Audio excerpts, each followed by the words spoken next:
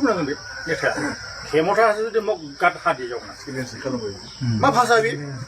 मेथाइनि जयगथायानो गैया बेहा संबाय था नोंथाङा माखौ टारगेट खालामनो आंखौ मा इफायर होनो सोर साबेसेखौ होनलाय नोंसोरबायदि हारिनि थैसोबग्रा बुरबक मानसिफोरासो जेबो हारिनि सेन्टिमेन्ट गैयै मानसिफोरासो जोंबायदि गोरों गोराफोरा जों गावनि फेस भेलुखौआनो পিতৃ সম্পত্তি নেকি ব্রিটিশগণ কেজি চুক্তি আছিল 2003 সালত ব্রিটিশ চুক্তি আছিল আমি তার আগত 96ত আমি জনজাতিকরণ লাভ করেছিল 6 মাহত আমাক অডিয়েন্স ধরে জনজাতিকরণ লাভ করেছিল আর এখন রাজ্য আছিল আমার রাজ্য আমার ভূমি এইখন ভূমিয়ে আমার আছিল তেওঁলোকে এতিয়া যদি কয় আজি তাক বহিব দাওঁতে যদি শুব বিচাৰিছে এটা আমাকে যদি ভাবিছে লাত মাৰিব এটা নহব আমি হতে সহ্য নকৰো কাৰণ কিয় আমি এনেকা মানে খাৰু পিন্ধা মানুহ আমিও নহয় কোচ ৰাজবংশী অকল খাৰু পিন্ধা মানুহ নহয় আমিও কোচ ৰাজবংশী আমাৰ গাত ৰাজাৰ তেজ আছে আমিও এনেকা যোদ্ধাৰ বংশ কাৰণ আপোনালোকে জানে বীৰ চিলাৰাই কেনেকে যুদ্ধ কৰি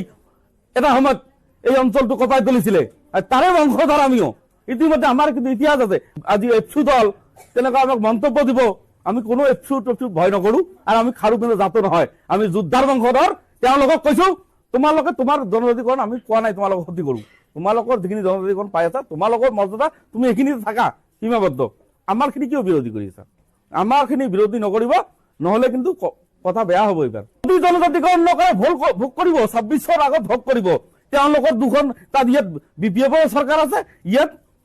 ইউপিপিএলৰ হেৰি আছে তেতিয়া আমাৰ কথাটো মানুহ কোনখন চৰকাৰক ভোট দিব এটা আমি নিৰ্ণয় ল'ম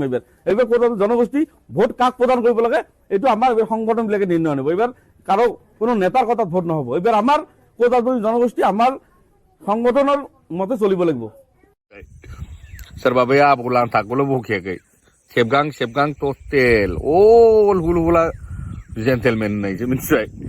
गासिखौबो आङो बखिदों मिथिबाय नोंथाङा माखौ टारगेट खालामनो आंखौ मा इफायर होनो सोर साबेसेखौ होनलाय 5,000 क्रिएटरा इस्टिनि थाखाय दावराव जादों सोरखौबा मोजां सोरबा गाज्रि रावजों बाहायदों बाहायखागोन माने देहायाव नांखागोन बयहाबो नोंसोरबायदि हारिनि थैसोबग्रा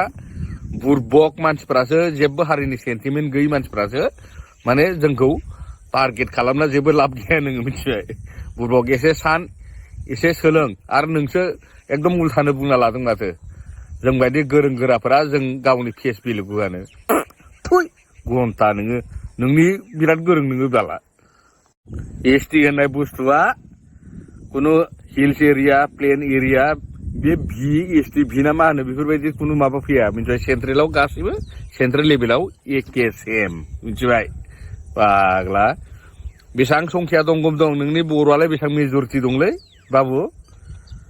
दा बै 1000 जनाव नोंनि 100 जनखौ प्रेस खालामबा नोङो मा ओंखामा जेनेबा सेलेबा 1000 जना बांसिन मोनगोन ना नोंनि 100 जना बांसिन मोनगोन सानना नाय बाबु इयुन फिउचार जेनेरेसननि बाथ्राफोरखौबो नोंथाङा सान मानि थाखाय जों लेक्सार होदों बेखौबो नों सानना नाय मिथिबाय ओरैनो सा साज्रां साननानै कमेन्ट सोरखौबा एफआइआर होनो मा खालामनो आलबाल खालामनो दा आंनि भिउआर्स आंनि साबस्क्राइबार नोंथांमोन दा जिप नार्जारिया माने ओरैबायदि लेथ्रा मोन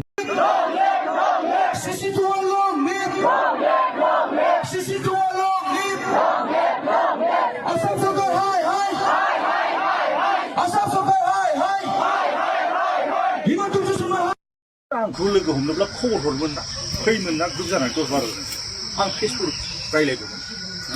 सिङाव मा जादों बेखौ बुंनांगोन बे मेथाइआ खेमथासो जुदि मग गाद हादि जावना सिलेन्स खालामबाय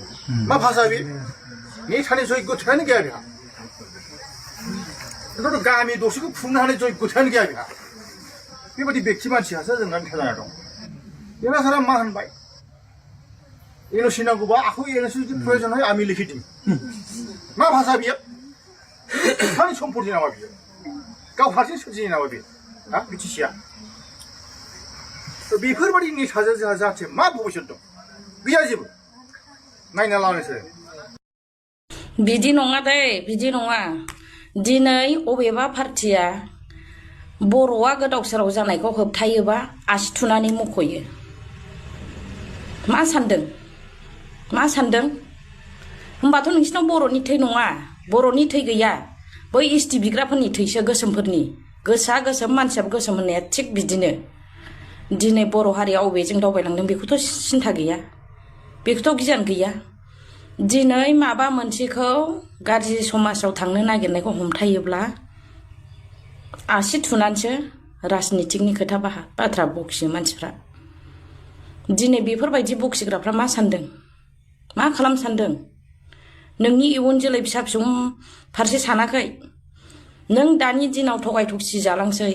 सोरनोबा माबा होनो माबा मानो बा सोरजोंबा लोगो जानानै नोंनि फिसानि दिनाव मा जाहैगोन मालायनि आथिं सिङाव थानोसै बे BPF नि लिडार थाक्ला हाग्रामा महिलारिहा दिमाग दङना गैया बे थाक्लाहा दिमाग दङना गैया आरो बिनि चामचाफोर दोङो नोङा सानै साथामसो बिसोरहा दिमाग दोङो ना गैया हा नोंसोरहा दिमाग दोङो ना गैया नोंसोर बुंदो जि बै 6 जनगोष्ठीनो एसटि होबालाबायनि एसटि होनायनियावहा नोंसोरहा जेबो आपत्ति गैया होनना बुंदो जि हा दिमाग दोङो ना गैयाब्रा नोंसोरहालाय खर' मेलेम दोङो ना गैया बर'सोना हारसासोब्रा नोंसोरलाय हा बर'ना हारसा नोंसोरो सैमाफोर बेसोरखौ बे 6 जनगोष्ठीखौ एसटि होनाय लोगो लोगोनो बर'नि मोननांगौ मोनथाया खम जागोन जिनिखि भारत सरकारनिफ्राय बर' बिटिआरआवहा मोननो गोनां बे साख्रि बाख्रिया बैसोरदो राननो गोनां जाहैगोन अम्बानिया रानबालामायनि जोंनि बर'फोरनियावला मा गोलैगोन बर'फोरनो जुदि बिटिआरनि गेजेराव जुदि भारत सरकारा माबाफोर रानना होदोंबा मायनि माबाफोर हरदोंबा मायनि एसटिफोरनो होमबा बैसोरदोबो राननो गोनां जागोन बे बुस्थुखौ बुजिदोंना बुजियाखैब्रा नोंसोरो हा बे प्रमिला बर'आ बिराद